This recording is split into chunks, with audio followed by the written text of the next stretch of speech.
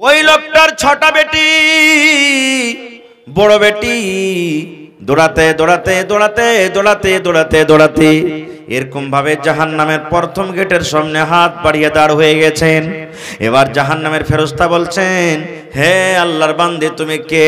তুমি কেন আমাদের আগাতে দাঁড় হয়েছো? কেন তুমি হাত দিয়ে তুমি ঘিরে নিলে? কে? ব্যাপারটা কে তুমি? এবার বলছেন, এই জাহান্নামের ফেরেশতা, এটা আমার আব্বা জান, আমরা হলাম 6টা বেটি। আমার আব্বা জানের আমি প্রথম বেটি, বড় বেটি। আমার আব্বা জান আমাদের চোখের সামনে জাহান্নামের ভিতরে যাবে রে, আমি বেটি হয়ে সহ্য করতে পারবো না, আমি বেটি হয়ে সহ্য করতে পারবো না। এই জন্য জাহান্নামের ফেরেশতা এই গেট দিয়ে আমার আব্বাকে আমি জাহান্নামের ভিতরে আমি যেতে দেব না। এই ফেরেশতা, আমি আমার আব্বাজানকে আমি এই গেট দিয়ে জাহান্নামের ভিতরে যেতে দেব না। খো জাহান্নামের ফেরেশতা আবার হাত কান ধরে টানতে টানতে 2 নম্বর দরজা দিয়ে হাঁটতে শুরু করেছেন।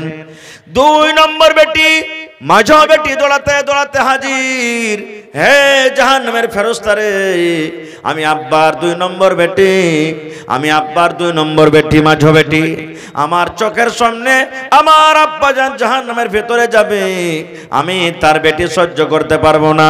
এই জন্য জাহান্নামের ফেরেশতা রে, আমার আব্বা জানকে আমি এই গেট দিয়ে জাহান্নামের ভেতরে আমি যেতে দেব না। ইমাম সুবহানাল্লাহ। এবার মুসান্নিফ বলছেন সেই কিতাবি 3 নম্বর গেটে 3 নম্বর বেটি হাজির হয়ে গেল, 4 নম্বর গেটে 4 নম্বর বেটি হাজির হয়ে গেল, 5 নম্বর গেটে 5 নম্বর বেটি হাজির হয়ে গেল, 6 নম্বর গেটে 6 নম্বর মেয়ে কলেজার টুকরা হাজির হয়ে গেল। এই জাহান্নামের ফেরেশতা, আমি আব্বার 6 নম্বর মেয়ে, 6 নম্বর বেটি, আমি আমার আব্বা জানকে জাহান্নামের ভিতরে আমি যেতে দেব না। কয়টা গেট বাঁচলো জি ভাইয়ার? কয়টা বাঁচলো? একটা কিন্তু এখন আছে, আর ওর বেটি আছে, আর বেটি নাই আর। এবার 6 নম্বর গেট থেকে যখন বেঁচে গেল, ওই বেটির বাপের চোখ দিয়ে ঝরঝর ঝরঝর ঝরঝর করে পানি ঝরতে শুরু হয়েছে।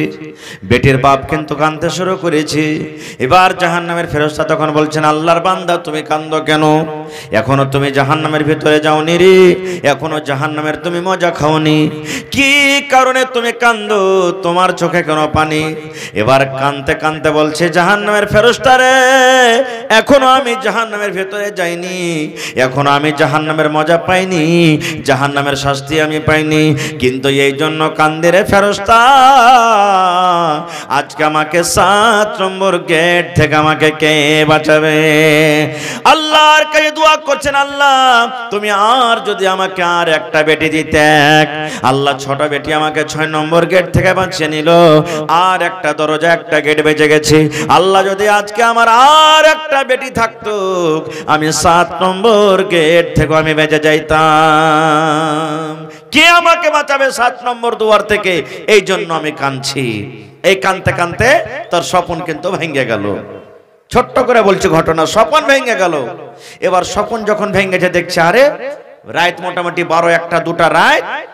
ওর বিবিকে দেখছে সমস্ত বেটি রেখে নিয়ে নামতে শুইতে আছে, বড় বড় মশাতে ফুঁড়ছে, কতদিন থেকে মাথাতে তেল নাই, চিরুনি করেনি, সাবুন মাখেনি, কত কাপড়টা নোংরা হয়ে আছে, শুইতে আছে।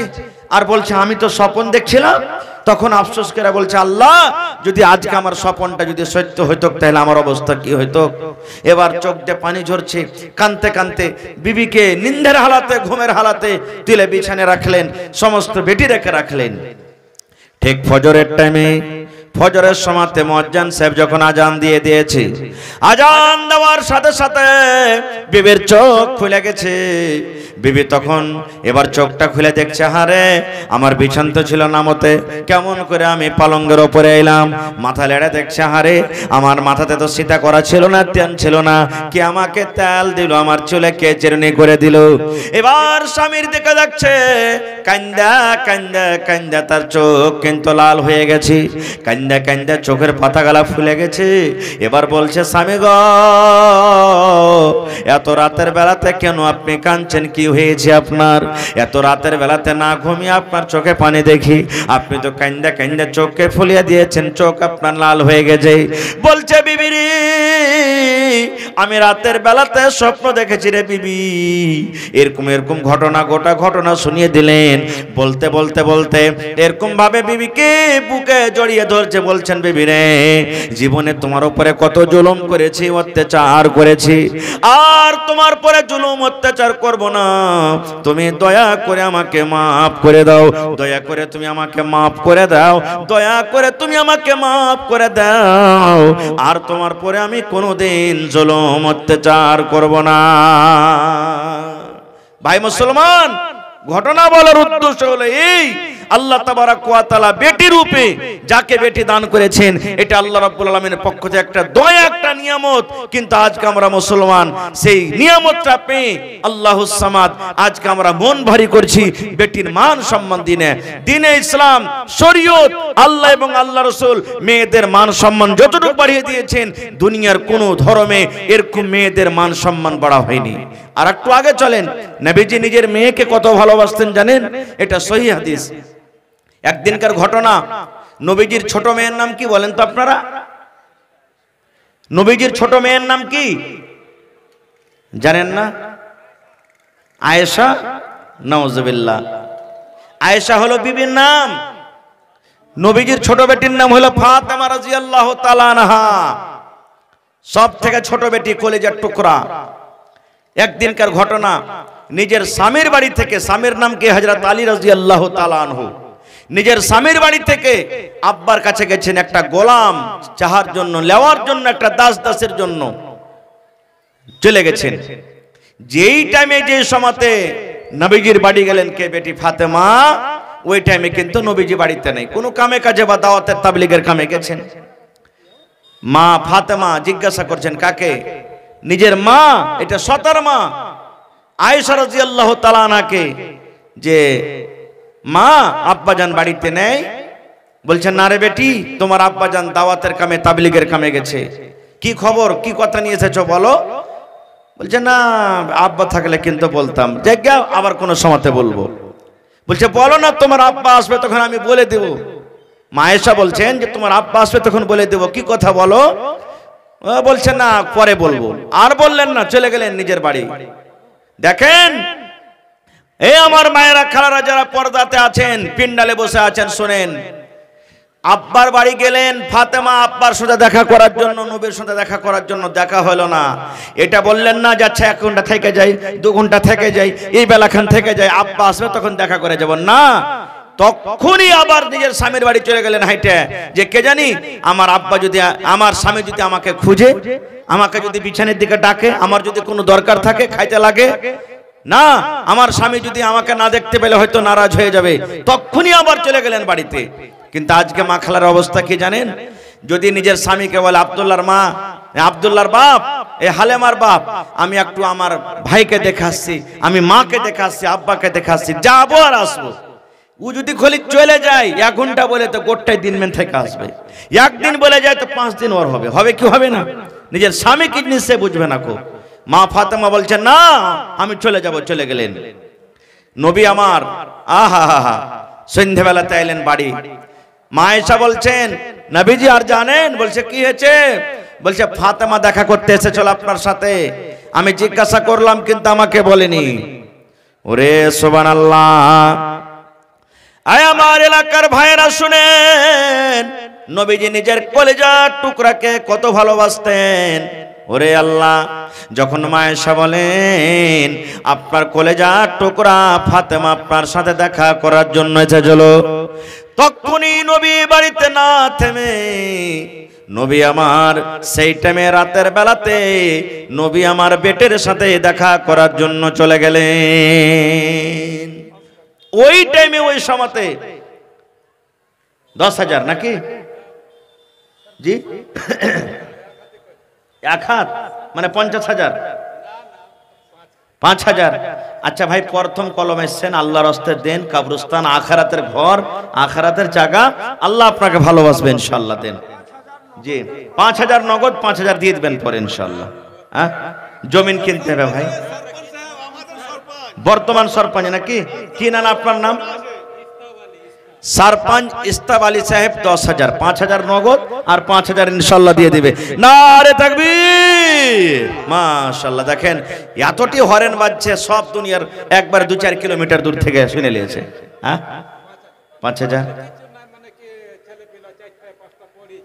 अच्छा अच्छा, तो एक कम करें ना, 2,000 টাকা দিয়ে দেন सरपंच साहेब, 7,000 টাকা করে দেন। হ্যাঁ, 7,000 করে দেন। জানেন আমার মৌলানা বলে দিলেন, তাও আর 2,000 টাকা দিয়ে 7,000 করে দেন। কসম খেয়েছেন নাকি ভাই? কসমটা তো ভাঙেন কমসে কম। হ্যাঁ আল্লাহ, লেখেন 2,000 টাকা লেখেন তো দিয়ে দিবেন ইনশাআল্লাহ। আচ্ছা 1,000 টাকা পুরিয়ে দেন, 1,000 করে দেন। আচ্ছা দেন, ঠিক আছে, আমি হাদিসটা বলে নিই, তারপর ইনশাআল্লাহ আপনাকে দোয়া দিচ্ছি। এবার নবীজি তখনই কিন্তু বেটির সাথে দেখা করে চলে গেলেন। দরজাতে গিয়ে যে চাইছেন, অনুমতি চাইছেন, ফাতেমা, আলী তোমরা বাড়িতে আছো? ফাতেমা রাদিয়াল্লাহু তাআলা আনহা বলছেন, আমরা কিন্তু বিছানায় শুতে গেছি, চোখ বন্ধ হয়নি, জায়গা আছি, কিন্তু শুতে গেছি। এবার নবীর আওয়াজ পেয়ে ফাতেমা রাদিয়াল্লাহু তাআলা আনহা এবার তখন বিছানা থেকে ওঠার জন্য প্রস্তুত হয়ে গেছেন।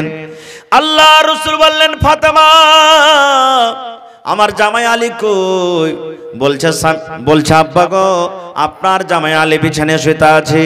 নবী আমার বলছেন, ফাতেমা তোমরা শুতে থাকো, আমি নবী তোমাদের ঘরের ভিতরে আমি আসছি। মা ফাতেমা বলেন, এবার আমার আব্বাজান ঘরে এলেন, আমি বিছানাতে একদিকে শুতে আছি, আমার স্বামী একদিকে বিছানায় শুতে আছেন। আল্লাহর নবী আমার আব্বাজান আমাদের দুজনের মধ্যখানে নবী আমার কিন্তু বসে গেলেন। বসে যাওয়ার পর তখন বলছেন, বেটি রে, আমি না শুনেছি তুমি আমার সাথে দেখা করার জন্য গেছিলে রে মা, কি তোমার দরকার রয়েছিল, কি কারণে তুমি আমার সাথে দেখা করতে গেছিলে রে মা? আমি এখন তোমার আব্বু হাজির হয়েছি, বলো রে মা, তুমি কি কারণে আমার সাথে দেখা করার জন্য গিয়েছিলে? এই আমার এলাকার ভাইরা শোনেন, নবী আমার কত ভালোবাসতেন বেটিকে। যেমনই নবী শুনলেন আমার বেটি আমার সাথে দেখা করার জন্য এসেছিল, নবীজি 1 সেকেন্ড আর বাড়িতে দাঁড়ালেন না, তখনই চলে গেলেন। যখন নবী বললেন, বেটি রে, কি কারণে তুমি আমার সাথে দেখা করার জন্য তুমি এসেছিলে রে মা, বলো তো। এই আমার মায়েরা, এবারে ফাতেমা নিজের হাত খানটাকে এরকম ভাবে কিন্তু দেখান, আব্বা গো, এই যে দেখেন, আপনি আমার হাত দেখেন, আব্বা আমার হাত দেখেন, আব্বা গো আমার হাতের দিকে দেখেন। আল্লাহর নবী যেমনই নিজের বেটির হাত দেখলেন, ওরে সুবহানাল্লাহ, হাতে কিন্তু বড় বড় বড় বড় ফোঁসা পড়ে গেছি, কত ফোঁসা সাদা হয়ে আছে, কত ফোঁসা কিন্তু গলে গলে গেছি, হাতটা রক্তে রক্তিত হয়ে আছে, লাহুলাহান হয়ে আছে, হাতে ফোঁসা পড়ে গেছে। এবার নবী তখন বলছেন, মারে তোমার হাতে কেন ফোঁসা পড়লো, তোমার হাতে কেন ফোঁসা পড়ে আছে? বলছে, আব্বা গো, আপনার জামাইয়ের বাড়িতে কাম কাজ করে করে যাতা পিছে পিছে ইন্দারা থেকে পানি তুলে তুলে, কুয়া থেকে পানি তুলে তুলে আপনার এই আমার হাতে কিন্তু ফোঁসা পড়ে গেছো গো আব্বা।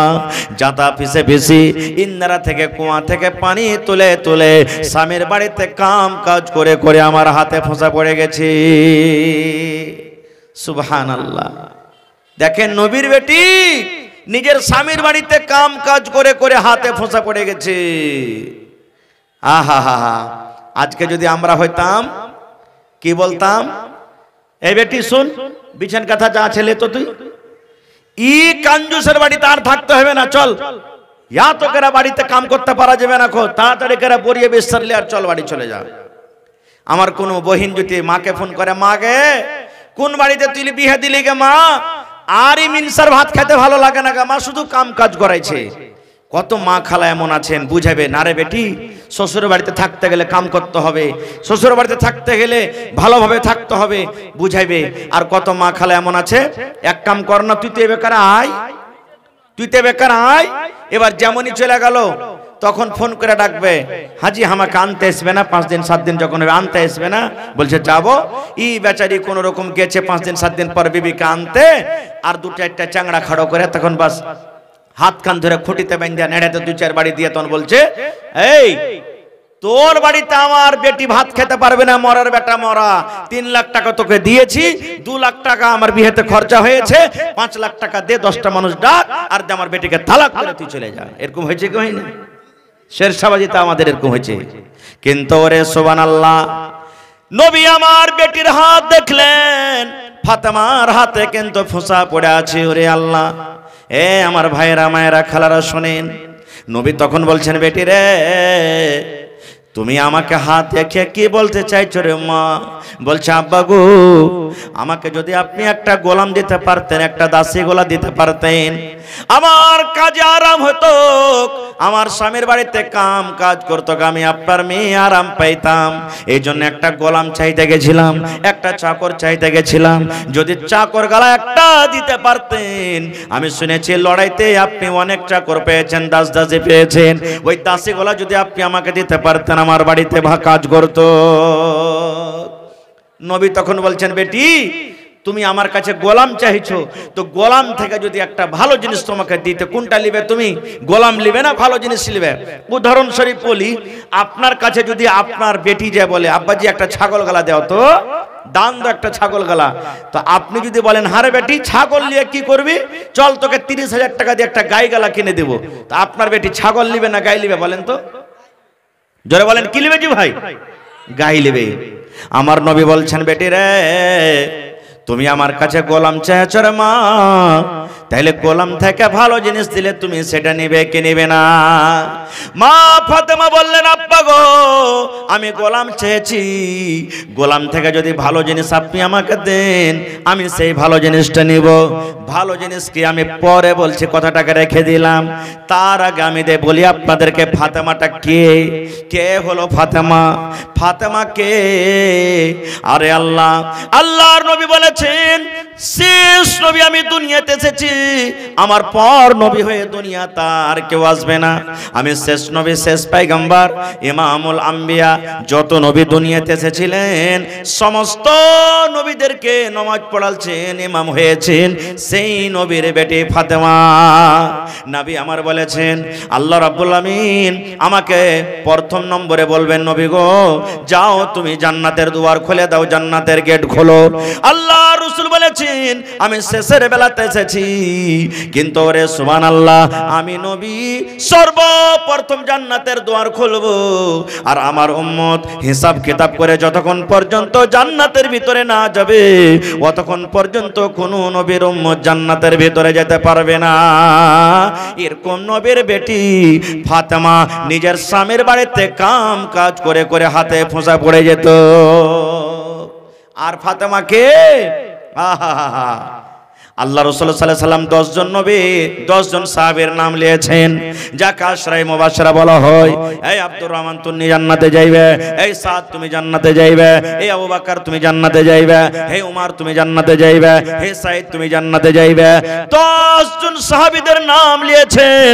তার মধ্যে একজন সাহাবী ছিলেন কে? আলী রাদিয়াল্লাহু তাআলা আনহু। নবী আমার বলেছেন, আলী তুমি জান্নাতে যাইবা। দুনিয়াতে তারা জান্নাতের খুশখবরি পেয়েছেন, দুনিয়াতে জান্নাতের সার্টিফিকেট পেয়েছেন, আলে তুমি জান্নাতে যাইবা। ওরে সুবহানাল্লাহ, এরকম জান্নাতে মানুষ যে দুনিয়াতে জান্নাতের সার্টিফিকেট পেয়েছেন, এরকম জান্নাতে মানুষের বিবি হলেন কে? ফাতেমা রাদিয়াল্লাহু তাআলা আনহা, যে নিজের স্বামীর বাড়িতে কাম কাজ করে হাতে ফোঁসা পড়ে যেত। আর কে ফাতেমা? একদিনকার ঘটনা, নবীজি জিবরিল ফেরেশতার সাথে গল্প করছেন, তখন হাসান হোসেন ছোট বাচ্চা, 5-7 বছরকার বাচ্চা, 2-4 বছরকার বাচ্চা, হঠাৎ করে কাঁদতে কাঁদতে নবীর পাঞ্জরে বসে গেছেন যায়া।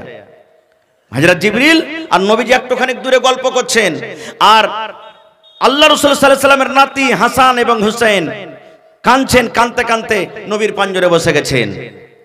এবার তখন জিবরিল ফেরেশতা বলছেন, নবী গো এটা কে? বলছে আমার নাতি। জিবরিল ফেরেশতা বলছেন, নবী গো আপনার নাতিকে আপনি কত ভালোবাসেন।